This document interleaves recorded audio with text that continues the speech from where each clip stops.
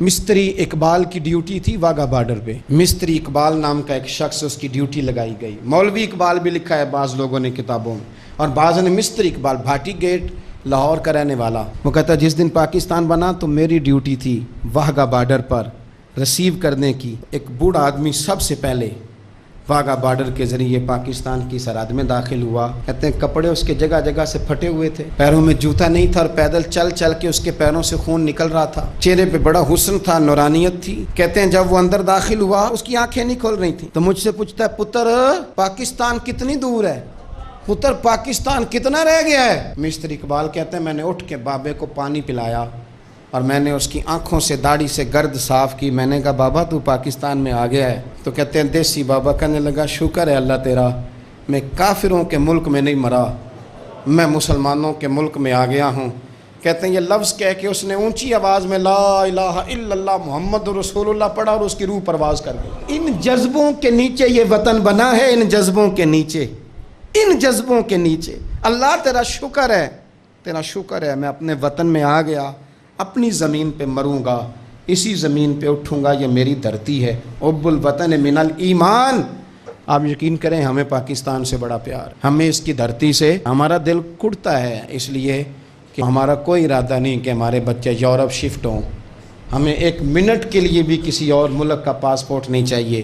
یہ ہمارا وطن ہے، ہم اس وطن میں بسیں گے، ہماری نسلیں رہیں گی، لیکن شرط یہ ہے کہ اس وطن میں رسول اللہ کے نظام کا جھنڈا بلند کیا جائے. سارے کوشش کریں. یہ جب آتے ہیں نا آپ کے پاس ووٹ لینے کے لیے تو ان سے کہا کریں، ان سے بات کیا کریں کہ ذرا بتاؤ پاکستان کا مطلب کیا.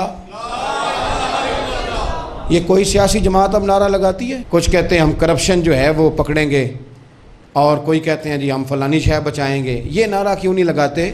اس نعرے کو فروغ دیں، اور پھر پاکستان کی تعمیر و ترقی کے لیے نا یہ چھوڑ دیں کہ حکومتیں سارا کام کریں. آج کے جمعے میں میری آپ سے اپیل ہے کہ ایک بندہ کم از کم 3 درخت لگائے. میرے نبی پاک علیہ السلام نے فرمایا جس نے درخت لگایا، جب تک اس درخت سے کوئی انسان یا جانور فائدہ اٹھاتا رہے گا، لگانے والے کو صدقہ کرنے کا ثواب دیا جائے. عرب کے اندر بیریوں کے درخت بہت زیادہ تھے، تو نبی پاک نے فرمایا خبردار کو بیری کا درخت نہ کاٹے. پاکستان میں درخت لگائیں. یہ جو گلی ہے نا، یہ گلی وزیر اعظم کی نہیں، یہ جو وزیر مواصلات ہیں ان کی نہیں، یہ گلی پاکستان کی ہے. اور میں پاکستانی ہوں، آپ کیوں انتظار کر رہے ہیں کہ فلانا بندہ آئے گا تو ہماری گلی صاف کرے گا؟ یہ ہمارا وطن ہے، اپنے گھر کی صفائی بھی ہم نے خود کرنی. اور آپ اس دین کے ماننے والے ہیں کہ نبی پاک علیہ السلام فرماتے ہیں میں نے ایک بندے کو جنت میں ٹہلتے دیکھا. تو میں نے پوچھا کیا عمل کر کے آیا ہے؟ تو کہا کچھ بھی نہیں، گلی میں روڑے پڑے ہوتے تھے، یہ اٹھا دیا کرتا تھا، رب نے جنت عطا کر دی. اس وطن کو سجائیں، اس کو سنواریں،